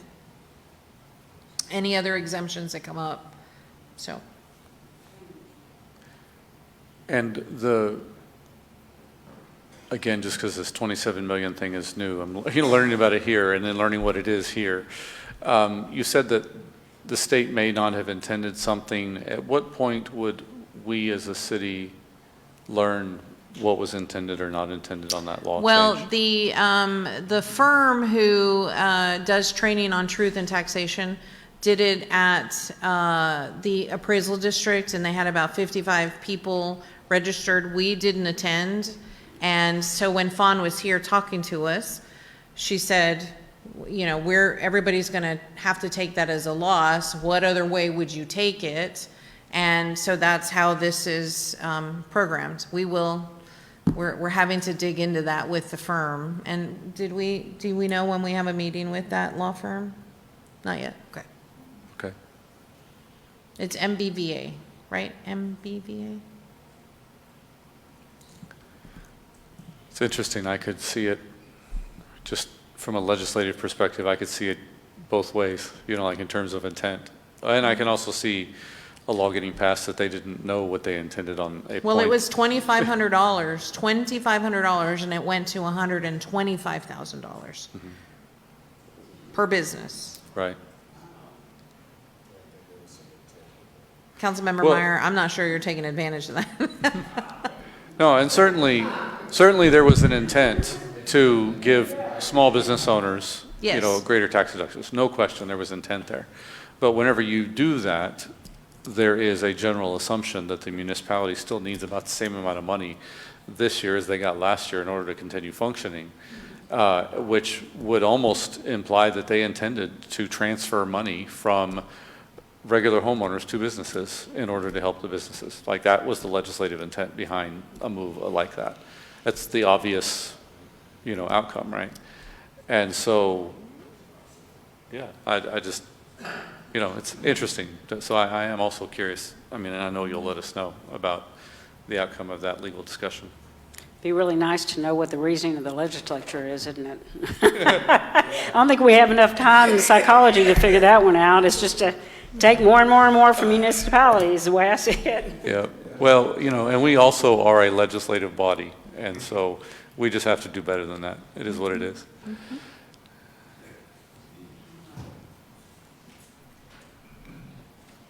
So even with the de minimis rate being a $7 difference, there's no impact, there's no appetite for that?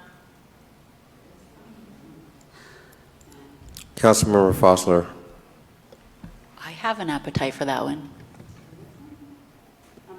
Could you repeat that question? I'm sorry, Sylvia. So the no new revenue rate, Right. which is Mayor Pro Tem's stance, is Yes. a reduction of $65. Right. The de minimis rate, which is a sort of Increase of meet in the 7. middle of what we need for some of the staffing, Right. certainly not 2.5 Right. million, is an impact to the residents of $7.74. I have absolutely no appetite for that.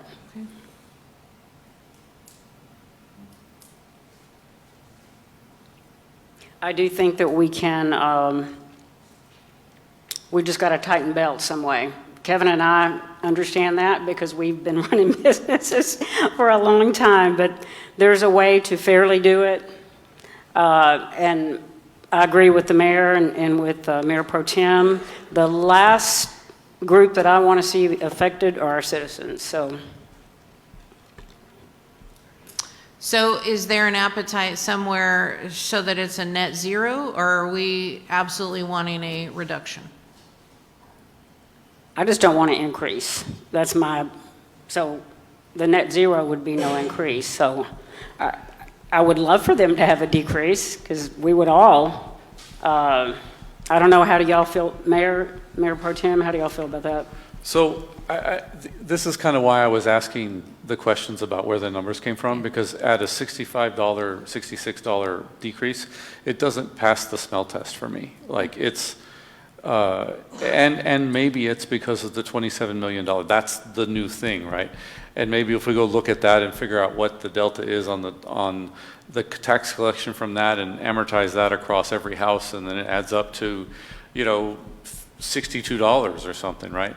And then it would be like, oh, that's where it went, you know, and that's why it's different. And maybe that's exactly the reason, and maybe it's going to stay like this, maybe, but maybe not, because in reality, if you're going to shift the taxation from businesses to homeowners, what's actually going to happen is that businesses are going to see a lower tax rate and homeowners are going to see a higher That's correct. tax amount, right? That's what'll actually happen. So on average, yes, the average payer, including all the businesses, would see a minus 65, except that it would be minus 100 to businesses and, plus 20 to all the residents at the no new revenue rate would be, just throwing around, wildly calculated guesses. So anyway, I don't feel comfortable, like, You don't have to agree to the number. My question is relative to, so I'm talking to Mayor Pro Tem Kirkland right now because I know where you stand. A zero increase to the resident is still, in that statement that we have to put out, is still the city's raising your property taxes by blank percentage. yeah, and so And it has a net increase, and it results in a net increase, even if it's zero. Your issue with the statement itself is where we're struggling. Even though the net impact is zero, it's that results in a property tax increase in blank percentage. So if things make sense, then when you get that number, and you're not going to say absolutely to zero, but to zero plus or minus, $10, right? Or, that really is what my goal is. But, this doesn't make sense yet because we should be there at the no new revenue rate, but we're not. And the fact that we're not is that the $27 million is, we got to figure out what the delta is. And if I knew the answer to that and then was able to discern what that's going to do to the tax rate of the homeowner versus the business owner, then I could better answer that question. But it really comes down to, like, even that is a single number. That, Sure. Right, that is the encapsulation of what's happening to all of the homeowners, all the businesses, all mixed together as if they're equal, and then multiply a tax rate times them, and then come up with a value. And I feel uncomfortable answering the question because it sets a direction, and I don't yet know why it's a $66 delta when it should be closer to zero today. But philosophically, yes, it is my goal to get that number to zero, but I don't want to get that number to zero by giving businesses, money and taking it away from our homeowners. So that's, but but if that's not what we're doing, that's cool too. But I just want to know more about. Yep. Unfortunately, the business and the residential it's all mixed in. I mean, I can isolate the number of businesses, the number of residential, but that's not how the tax calculation. No, I want to know the outcome of the legal discussion. I want to go back and calculate based upon that 27 million, if that's where this delta is. Like, if it starts to make sense as to why that number is not closer to zero, then everything falls into place. But just like it was earlier when I was looking at it, I'm like, wait a second, this doesn't math, right? And I can't figure out why, because I'm seeing the numbers for the very first time. It's like there's some issue with this. I can tell, I just can't tell what it is. Well, I finally figured out what it was, but even the delta, the thing that I was seeing is that there wasn't a great enough difference between the lowest number and the highest number. That was the thing that was messing with my head. So we figured that out. These numbers fit, right? And I wouldn't have struggled if I saw these numbers, but I'm still struggling with, why is it minus $66? Yep. Yeah. And that prevents me from answering the next question. But you did ask philosophically, I am trying to get that statement to zero. And weirdly, last year we were at minus 1% or something like that on the below the no new revenue rate. But the calculated delta doing this method was still 0.5040 instead of 4994. Well, no, agreed. So we went below, right?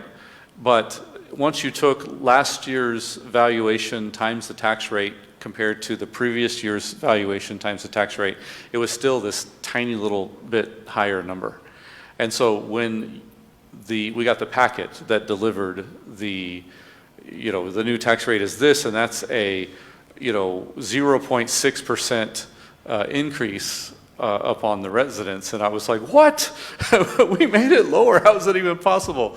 And I went and dug in the law and found that we didn't have to read that if we set the tax rate below the no new revenue rate, which we had done, or at or below, and so which we had done.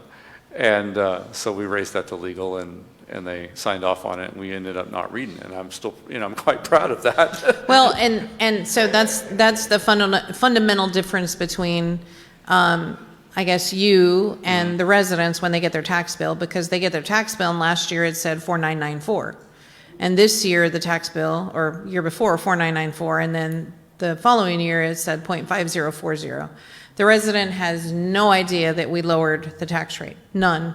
And in fact, we'll fight you tooth and nail on social media because 5040 is higher than 4994. Yeah. And so, again, this is the person who's manning the ship, right? From a fundamental perspective, I don't want to harm the organization. Agreed. For a statement that the resident doesn't fully understand, and not fully understand, but when you look at the tax statement, 5040 looks higher than 4994. And when I look at even the de minimis rate, and it is 5009, that's less than 5040. And so, again, assuming these calcs are gonna live, that rate looks smaller than what we did before. And I know in the statement at the front page of the book, it's going to say we're increasing the tax rate by blank percentage, resulting in an increase of $7.74 per resident or per household, something like that. The question, I know you want to get to zero, and it's that statement in the phrase, anything above the no new revenue rate requires that phrase. And that's your line in the sand. Even though it's zero, it's going to require the phrase.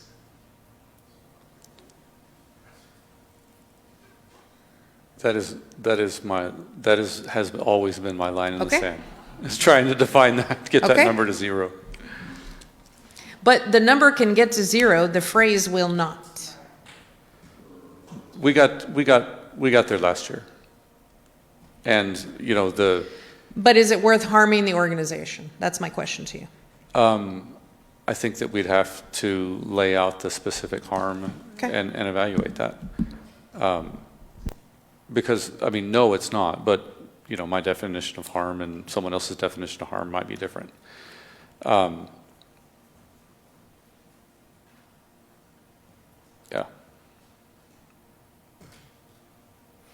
Definitely more conversation, though. And again, I don't want y'all to stick your flag in the sand for a specific number because we know the number's going to change. No, exactly. And I know that the numbers are going to change, and the things that don't make sense to me yet are going to change too. Well, no, they'll change, but they'll also probably converge on something that does make sense. Yes. Yeah. And so that's So fundamentally, I know that we're at zero, and so we're going to get stuck on the phrase. Okay.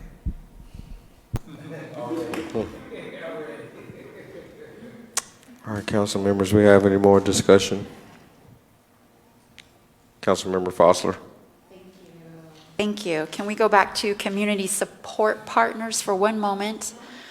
So on our strategic calendar, we have that the time application period is open right now for our community support partners and HOP fund applications. The application period is May 16th to June 20th. So we are accepting applications.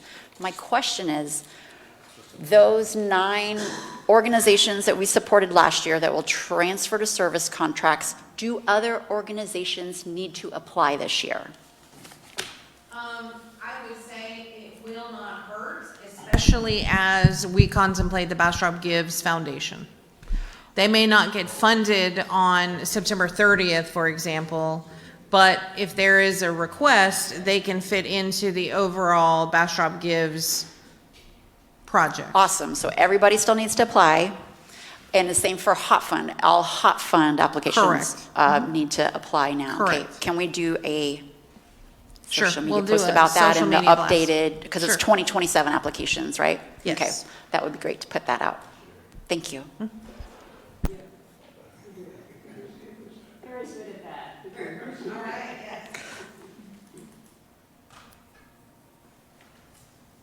All right, council members. Kevin, you good? Or Councilmember Plunkett? You good? Councilmember Lowe, you good? Quickest 2-hour conversation ever. Meyer, you good? Meyer, you good? Okay. I'm not asking you, Mayor Pro Tem. And I, you know, I've got a I want you to. 35-page speech here. Yeah, I want you to Save it for truly next time. understand we're going to be as efficient as possible and get as close to zero as possible. Sounds wonderful. All right. We have an Hold item on, under- we have more. Oh, sorry. Last one, who put the presentation together? It's so nice. I love all the current pictures too, even from. Oh, like, Colin put the they're pics from, in. like, some of them So are from Saturday. staff, so I did we all did. That's the answer. Thank you, We all everybody. did. It looks great. Yes, we all did. Yep, as of like 3:30 today, right? Maybe it was still dropping in, yeah. I had kindergarten graduate end of year awards assembly for a kindergartner and a fourth grader, and I will share a picture with you where I am eating with my fourth grade grandson, and this laptop is open and I'm working. I didn't like my job today. You loved it. No, I didn't want to drive back today. But you know, it's what allows all of those other things to happen. So Yeah, no, we appreciate you. they get it. They And get staff. Yeah, for it. sure. And we can blame the Tremendously. daughter who told me at the last minute. I mean, she thought you already knew. You're supposed to you know had a these jet. things, Graham. No, Thought you had a teleportation machine. no. I need to get one of those the helicopter things. All right. Okay, well, All right. So we still have an item on consent. yeah, I'm, Okay. Oh, you still have citizen comments too. yeah, yes, ma'am. I'm Sorry. trying to get there. Sorry, I was like No, waiting no for an worries, adjourn. no worries. No, John hadn't said anything yet, so you know we hadn't made it there. So we don't have any staff or board reports. Michael, do we have any citizen comments? No, Mayor, we do not. All right, thank you, sir. So we don't have any citizen comments. Agenda item 7, consent agenda. All matters listed on the consent agenda are considered to be routine by the city council and will be enacted by one motion. There will not be a separate discussion on these items. If discussion is desired, that item will be removed from the consent agenda and will be considered separately. 7A, discussion and possible action on resolution number R2026-80 regarding the waiver of cemetery fees associated with the opening and closing fee at the grave of Hetty Lee Wilson at Fairview Cemetery and authorizing the city manager to take all actions necessary to implement the waiver fee. I do have a question. You have anything? Oh, you it's a wanna- consent item. Okay, I can present. Yes. So our Fairview Cemetery records are not exactly at 100%, and I would say on average, we have one per year that is either interred in a location that is incorrect, or in the case of Miss Hetty Lee, there was a gravestone marker that was put in what is her daughter's resting place. However, her daughter did not have a headstone. So we put the headstone in the wrong place as a gesture for both the emotional, et cetera, toil.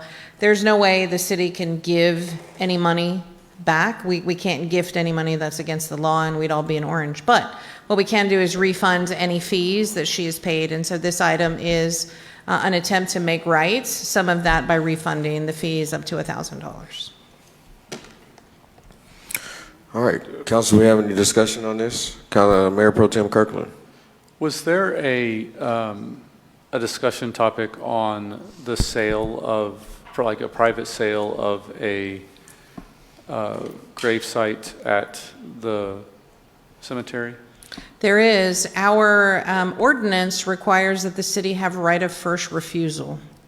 And it has been a practice throughout history. So there's a couple of practices in the city of Bastrop. One of which you used to could bring an affidavit that said, my mom purchased it 25 years ago and we don't have any records, and we'd honor it and we'd inter the loved one in the site. And the issue where a family member bought 10 plots, which is exactly what happened here. A family member bought 10 plots in an attempt to keep the family together and sold them to said family member. In this particular case, the plot was originally purchased for $33 and then later on sold for $1,000. The council will have to take up that policy decision at a future date. It is very difficult for me in our intention to go and say, sorry, that doesn't belong to you. We get to buy it back at what you paid for it at $33 and then turn around and sell it at our current rate of $1,700. That really truly isn't a can of worms I want to open, but that is the existing ordinance. I also don't like the idea of someone purchasing property for speculation purposes. Correct. With sufficient cash reserves, you could buy every available Sure. in the entire property for scarcity, such that we have to raise the prices and then sell them back. I mean, you can absolutely manipulate the market with such a limited resource. So I actually do feel pretty strongly that we need to both make sure it continues to not be allowed, but also to take even stronger action upon it. But that does not at all impact this particular situation. This is an open and closing fee. We're trying to honor the deceased and the family members, and I have no struggle with that. Councilmember Lowe? I have no struggle with it at all. I was just dovetailing on what you were saying. It seems like it needs to be some kind of transfer of some sort, you know what I mean, where there's not $1, you can't buy it for $33 and then sell it for $1,000. It should be like it's transferred to someone with non-monetary value. So I'm not sure how we would get to that, you know what I mean, but that's... I don't have a good explanation. I mean, the best that I can do is we have a policy, at this point, without any super deep dive, we have a policy that says family to family transfer is okay. And you know, somehow or another you prove how people are related. You do that through an affidavit of heirship, et cetera. But yeah, I mean, you know, the way the attorney wrote the opinion that was sent to all of you, it's pretty black and white. You can't do it. The city has the right of first refusal. If you guys want me to do that, we will do that. Yeah, well, we have to rap about that one. Yes. Yeah, I think that's definitely a topic that we need to discuss. Just as Mayor Pro Tem Kirkland is indicating, I mean, it could be a risky, sticky business for someone, and you know, we don't need that going on around here. And it's kind of unfortunate if family members are taking advantage of other family members like that, or. And Fairview Cemetery actually owes about $800,000 to the general fund, so you know. There's that little sticky nugget. Oh, hello. That's for the columbarium. So yeah, as the columbarium sales progress, they're able Then to it'll come back. pay back the general fund. Councilmember Plunkett? So I don't want to get too deep into a discussion that's not on the agenda, so I'm going to go ahead and make a motion that we approve resolution 2026-80. Second. You have a motion and a second. All in favor? Aye. All opposed? Thank you, Councilmember Plunkett, for that pick-off right there. All right. Motion to adjourn. Well, I just want to be quick. That's what happened earlier when the voter conversation popped up, right? Just to make sure we weren't going to discuss something that wasn't on the agenda. I think some people needed to understand that. So, okay, Mayor Pro Tem Kirkland. Motion to adjourn. Second. Have a motion and a second. All in favor? Aye. All opposed? All right, thank you, Bastrop, for attending and watching our budget meeting. We'll be back to you again. Love y'all. Have a great evening.